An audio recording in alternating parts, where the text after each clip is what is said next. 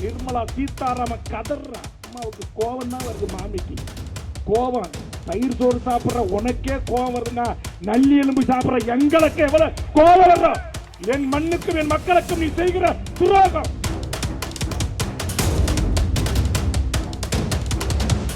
மாண்புமிகு தமிழக முதலமைச்சர் அவர்களே, ஒரு சரியான நேரம், இதை சரியான களமாக மாற்றுங்கள். எனக்கு பிடித்த சுங்கச்சாவடியில சுங்கம் தர மறுப்போம். தமிழ் மான உணர்ச்சியில, இன உணர்ச்சியில, சுயமரியாதையில, அந்த தன்மானத்துல அவன் கையை வச்சுக்கிட்டே இருக்கிறான். தீ விபத்தில் என் உயிர்கள் பலியான விமானத்தை அனுப்புங்கள், ஹெலிகாப்டரை அனுப்புங்கள், மீட்டு தாருங்கள் என்றால் எங்கள் விமானங்களுக்கு 6 மணிக்கு மேல கண்ணு தெரியாதுன்னு சொல்லுங்க. அப்புறம் என்ன மகிழ புடிங்க இந்தியாவுக்கு ராணுவ ஹெலிகாப்டர். அதனால ஆத்திரம் பொங்குது, கோபம் வருது. மாண்புமிகு தமிழ்நாடு முதலமைச்சரிடத்தில் ஒரே ஒரு வேண்டுகோளை முன்வைக்கிறேன். இந்த கூட்டத்தின் சார்பாக தொடர்ச்சியாக நாம் ஜனநாயக ரீதியாக இயங்குகிறோம். சட்டமன்றங்களில் தீர்மானங்களை நிறைவேற்றி ஒன்றிய அரசுக்கு அனுப்பி வைக்கிறோம். சட்ட மசோதாக்களை நிறைவேற்றி ஆளுநருக்கு அனுப்பி வைக்கிறோம். கிஞ்சித்தும் கவலை கொள்ளாமல் நம்மை ஒரு தூசு என்று கருதுகிற பாரதிய ஜனதாவின் ஒன்றிய அரசுக்கு சரியான சவுக்கடியை கொடுக்க வேண்டும் என்று சொன்னார். மாண்புமிகு தமிழக முதலமைச்சர் அவர்களே, ஒரு சரியான நேரம், இதை சரியான களமாக மாற்றுங்கள். இந்தியாவிற்கே களமாக மாற்றுங்கள். ஒருபோதும் எங்கள் தமிழக அரசு தமிழ்நாட்டில் இயங்கக்கூடிய ஒன்றிய அரசு அலுவலகங்களுக்கு நாங்கள் ஒத்துழைப்பு நல்க மாட்டோம். முதல் கட்டமா எனக்கு பிடித்த தமிழ்நாட்டில் இருக்கிற அனைத்து சுங்கச்சாவடிகளிலும் உங்கள் தலைமையிலான திமுகவினுடைய தொண்டர்களும் பொதுமக்களும் வரிகுணா இயக்கத்தை அறிவியுங்கள். இங்க இருக்கிற அண்ணன் வைகோ ஐயா, பெரியவர் பேராசிரியர், இங்க இருக்கக்கூடிய அண்ணன் சண்முகம், முத்தரசன், நம்முடைய ஜவஹர்லாவின் சார்பாக வருகின்ற சட்டமன்ற உறுப்பினர் அப்துல் சமர், தமிம் அன்சாரி, இன்னும் வர இருக்கின்ற விடுதலை சிறுத்தைகளின் தலைவர் அண்ணன் திருமா உள்ளிட்ட அத்தனை கட்சி தலைவரும் முதல்ல வரிகுடா இயக்கத்தை தொடங்குவான். எங்க எனக்கு பிடித்த சுங்கச்சாவடியில சுங்கம் தர மறுப்போம். ஒன்னு. இரண்டாவது, ஜிஎஸ்டி கொடுக்கிறதுக்கு ஒத்துழைப்பு தர மாட்டோம். இங்கே எனக்கு முன்னால் பேசியவர் குறிப்பிட்டது போல் இங்கே மாண்புமிகு நம்முடைய பள்ளிக் கல்வித்துறை அமைச்சர் அன்பு சகோதரர் அன்பில் மகேஷ் அவர்கள் ஏன் இந்த போராட்டம் என்பதை விளக்கமாக உங்களுக்கு எடுத்து வைக்க இருக்கிறார். அவர் எடுத்து வைக்கிற அவர் துறை சார்ந்து இருக்கிற ஒன்றிய அரசுடைய சிபிஎஸ் என்று சொல்லக்கூடிய அந்த பள்ளிகளுக்கு தமிழ்நாடு அரசு எந்த விதத்திலும் உறுதுணையாக இருக்காது. அறிவிங்க. 5 ஸ்டேட்டுக்கு மின்சார உற்பத்தி செய்கிற என்னுடைய தொகுதியினுடைய பகுதியில் இருக்கிற என்எல்சி நிறுவனம் நிலங்களை கையகப்படுத்தி அதற்கு விவசாயிகளை வயிற்றிலே அடித்து என்எல்சி மின்சாரம் தயாரிக்கிறான் இல்ல, அதற்கு நில எடுப்புக்கு போடப்பட்ட அதிகாரிகளை அனைவரையும் திரும்ப பெறுங்க. அதானி துறைமுகத்திற்கு துணை நீக்க மாட்டோம்னு சொல்லுங்க. பரந்தூருக்கு டாட்டாவுக்கு நிலத்தை கையகப்படுத்த தமிழ்நாடு காவல்துறையும் தமிழ்நாடு அரசும் உங்களுக்கு ஒத்துழைக்க மறுக்கும் அறிவிங்க. உங்கள் காலடியில் மோடி மண்டி இடுகிறானா இல்லையா என்பதை நான் பார்க்கிறேன். வேடிக்கை. இதை செய்யுங்க முதலமைச்சர் அவர்களே, ஒரு முறை செய்யுங்க. தமிழ் மான உணர்ச்சியில, இன உணர்ச்சியில, சுயமரியாதையில, அந்த தன்மானத்துல அவன் கையை வச்சுக்கிட்டே இருக்கிறான். நாம மக்களால் தேர்ந்தெடுக்கப்பட்ட ஒரு ஜனநாயக அரசு என்பதற்காக நீங்கள் எவ்வளவோ பணிந்து போகின்றீர்கள், எவ்வளவோ தீர்மானங்களை நிறைவேற்றி அனுப்புகிறீர்கள். ஒன்னுக்கும் மரியாதை கிடையாது.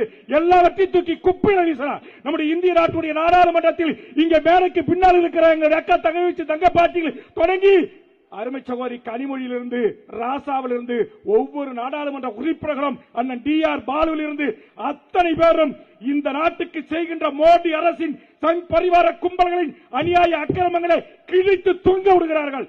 தமிழ்நாட்டின் வரலாற்றிலேயே இந்த 40 நாடாளுமன்ற உறுப்பினர்களும் தலைவர் கலைஞருக்கும் பிறகு தளபதி தலைமையில் இருக்கிற இந்த எம்பிக்கு ஒட்டுமொத்தமா இந்திய நாட்டையே திரும்பி பார்க்க வைக்கக்கூடிய ஆற்றல் வாய்ந்த நாடாளுமன்ற உறுப்பினர்கள். அவன் கேட்கிற நம்மால் கேட்கிற கேள்விக்கு ஒண்ணு கூட சங்கி கும்பலால பதில் சொல்ல முடியல. நிர்மலா சீதாராமன் கதறா. அம்மாவுக்கு கோபம் தான் வருது, மாமிக்கு கோபம். தயிர் சோறு சாப்பிடுற உனக்கே கோபம் வருதுன்னா நல்லி எலும்பு சாப்பிடுற எங்களுக்கு எவ்வளவு கோபம் வரும்? என் மண்ணுக்கும் என் மக்களுக்கும் நீ செய்கிற துரோகம். ஒக்கி புயல் வந்தா பணம் இல்ல, வர்தா புயல் வந்தா பயம் இல்ல, தானே புயல் வந்தா பணம் இல்ல, இயற்கை பேரிடர் பாதிச்சா பணம் இல்ல, சென்னை முழுகினா பணம் இல்ல, குரங்குனி தீ விபத்தில் என் உயிர்கள் பலியான விமானத்தை அனுப்புங்கள், ஹெலிகாப்டர் அனுப்புங்கள், மீட்டு தாருங்கள் என்றா எங்கள் விமானங்களுக்கு 6 மணிக்கு மேல கண்ணு தெரியாதுன்னு சொல்லுங்க. அப்புறம் என்ன மகிழ புடுங்கிற இந்தியாவுக்கு ராணுவ ஹெலிகாப்டர் எதுக்கு? நான் அதிகமா பேசினா தளபதி சட்டமன்றத்தில் அழைச்சு ஏன் வேலை இப்படி பேசிட்டேன்னு கேட்பார். அதனால ஆத்திரம் பொங்குது, கோபம் வருது. நாளையே என்எல்சியில் வச்சுக்கிறேன், கச்சேரி வச்சுக்கிறேன். என் தமிழ்நாடு முதலமைச்சருக்கும் இங்க இருக்கிற அமைச்சர் பெருமக்களுக்கும் டிஆர் பாலு போன்ற மாநில சுயாட்சி உரிமைகளுக்காக நாடாளுமன்றத்தில் சிம்ப குரல் எழுப்புகிற நாடாளுமன்ற உறுப்பினர்களுக்கும் மேடையில் வீட்டிருக்கிற என் சக சட்டப்பேரவை உறுப்பினர்களுக்கு ஒரு அன்பான வேண்டுகோள் வைக்கிறேன். முதலமைச்சர்கிட்ட சொல்லி, நம்ம காவல்துறை தலைவர் டிஜிபி ஏடிஜிபி கிட்ட சொல்லி, நம்ம இன்டெலிஜென்ஸ் ஐஜி கிட்ட சொல்லி கொஞ்சம் வேல்முருகனை கிரவுண்ட்ல விளையாட அனுமதிங்க, தானா உங்ககிட்ட வருவான். நாளைக்கு இழுத்து பூட்டுற என்எல்சி கேட்டேன், ஒரு ஒப்பந்த பணியாளர் கூட கான்ட்ராக்டர்காரன் உள்ள விட மாட்டேன். தமிழனை 3000 இந்திக்காரனை கொண்டு வந்து வச்சிருக்கான். நேத்திக்கு இவன் நடத்துற சங்கி நடத்துற என்ன விழா நடத்துறான் ஒரு ஊர்ல, அந்த ஊரை கூட நான் சொல்ல விரும்பல, இந்த காசியில நடத்துறான். அங்க இங்க மக்கமானம் கட்டு போன தமிழன் தொடர் வண்டியில ஏறி போறான், செருப்பால் அடிக்கிறாங்க. ட்ரெயின்ல பாத்தீங்கல்ல, டிவி தொலைக்காட்சியில காட்டுச்சுல, கிளாஸ உடைச்சு உனக்கு என்னடா தமிழ ஸ்டேட்ல உட்கார்ந்து இருக்க சேர்லன்றான். இவன் சொல்றான் நான் ரிசர்வ் பண்ணிருக்கிறேன், நான் முன்பதிவு பண்ணுங்க. அட முண்டா, நான் இந்திக்காரனா, இறங்குற தமிழ் நாயேன்னு இந்தியில திட்டி இழுத்து போடுறானா இல்லையா? கேட்க நாதி இருக்கா ஒன்றிய அரசுக்கு? அஸ்ஸாம் பவனை கொண்டாந்து என் ஊர்ல உருவாக்குறான், ஒரிசா பவனை கொண்டு வந்து என் ஊர்ல உருவாக்குறான். 2 சீஃப் செக்ரட்டரி தலைமையில கேடரை கொண்டு வந்து எல்லா தமிழுக்கு கிடைக்க வேண்டிய வேலை வாய்ப்பு உரிமைகளை பறிக்கிற பாசிச பாரதிய ஜனதா. இன்னும் சொல்ல போனா மூத்தவங்க உட்கார்ந்து இருக்க சொல்றேன், 2014 இந்த ஓபிஎஸ் எடப்பாடி ஆட்சியில என்ன சட்டம் கொண்டு வந்தா மோடி தெரியுமா? தமிழ்நாட்டில் இருக்கிற டிஎன்பி தேர்வுகளிலே தமிழர் அல்லாத அனைத்து வடநாட்டு அதிகாரிகளும் சப் கலெக்டர் ஆகலாம், கோட்டாட்சியர் ஆகலாம், மேஜிஸ்ட்ரேட் ஆகலாம், கமர்ஷியல் டாக்ஸ் அதிகாரி ஆகலாம், நீதிபதியா வரலாம், 25 ஆண்டுகளா இந்த நாட்டுக்கு சீஃப் செக்ரட்டரி வரலாம், டிஜிபிக்கா வரலாம்னா. அப்பனா தமிழ்நாட்டில் இருக்கிற 7 கோடி தமிழ் பிள்ளைகளுக்கு யாருக்கு தமிழ்நாட்டு அரசியல் வேலை கிடையாது, எல்லாரும் இந்திக்காரனை கொண்டு வந்து உள்ள உட்கார வைக்கிறதுக்கு திட்டம் போட்டான்.